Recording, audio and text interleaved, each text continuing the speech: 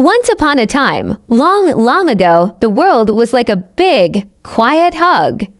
Imagine a place with no bright, sunny sky above, no green, grassy land to run on. There were no giggling children, no playful puppies, and no singing birds.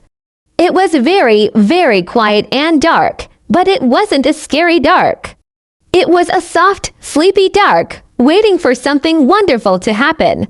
It was like the whole world was holding its breath, waiting for a surprise. Everything was empty and still, just waiting for a story to begin. And what a beautiful story it would be. And then, into this big, quiet space, a voice spoke. It was not a loud, booming voice. It was a voice full of love and warmth, like a parent singing a lullaby. This was God's voice. And as soon as God spoke, the darkness began to listen. The voice was full of kindness and happy plans. It was a voice that held all the colors of the rainbow and all the songs of the birds, even before they were made. With just a few words, God was about to paint a beautiful picture, filling the big, empty world with light and life and so much love. The whole universe seemed to lean in, eager to hear what would happen next.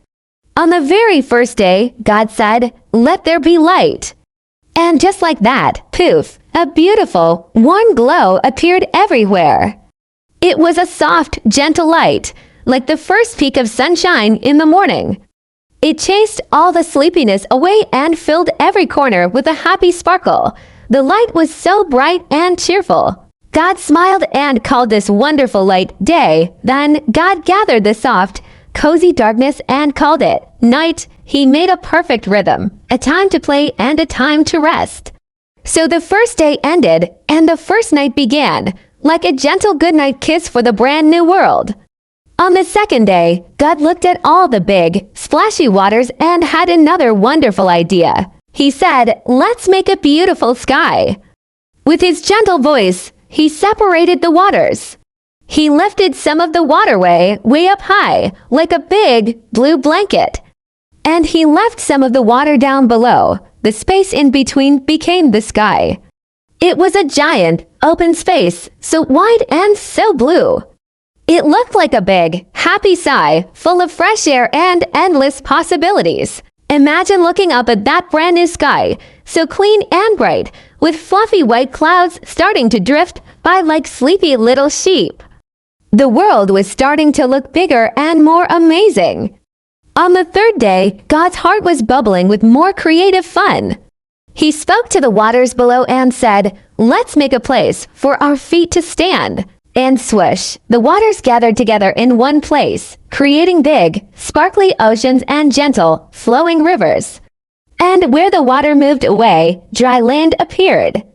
There were big, strong mountains reaching for the sky, and soft, sandy beaches perfect for wiggling your toes in. But God wasn't finished. He looked at the new, brown earth and said, "Let's make it green." And just like that, tiny green sprouts pushed their way up. They grew into soft grass, colorful flowers that smelled sweet, and tall, strong trees with leafy branches that danced in the breeze. The world was now filled with pretty colors and wonderful smells. On the fourth day, God looked at the bright day and the dark night and thought, "Let's give them some sparkle." So he made two great lights. He made a big, bright, golden light to shine in the daytime. We call it the sun. It warmed the earth and helped the flowers grow. Then, for the nighttime, he made a smaller, silvery light that glowed so softly. We call it the moon. It was like a gentle nightlight for the whole world. And just for fun, God sprinkled the dark night sky with tiny, twinkling lights like handfuls of glitter. These were the stars. They blinked and twinkled, making the night sky look like a beautiful, magical painting. On the fifth day, the world was beautiful, but it was still very quiet. So God decided to add some music and movement. He looked at the big, blue oceans and said, "Let's fill you with swimming friends." And suddenly, the water was alive. There were tiny, colorful fish that zipped and zoomed and big, gentle whales that sang deep, humming songs. The sea was full of wiggling, giggling, splashing creatures. Then God looked up at the big, blue sky and said, "Let's fill you with singing friends," and out came the birds. There were little birds that chirped sweet melodies and big birds with great wings that soared high in the air. The world was now filled with happy splashes and beautiful songs. On the sixth day, God had so many more fun ideas. He looked at the green land and said, "Let's add some walking, hopping, and crawling friends," and poof, all sorts of animals appeared. There were fluffy bunnies hopping in the fields, strong lions with big, fuzzy manes, tall giraffes nibbling leaves from the trees, and playful monkeys swinging from branch to branch. Every animal was special and unique. Then, in the most special moment of all, God made people. He created the first man, Adam, and the first woman, Eve. He made them in his own image, which means he put a little piece of his love and kindness inside of them. He told them to take care of the beautiful world and all the wonderful animals.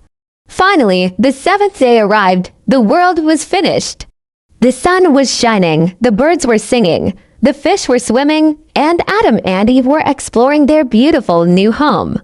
God looked at everything he had made. He saw the tall trees, the sparkling stars, the happy animals, and the smiling people.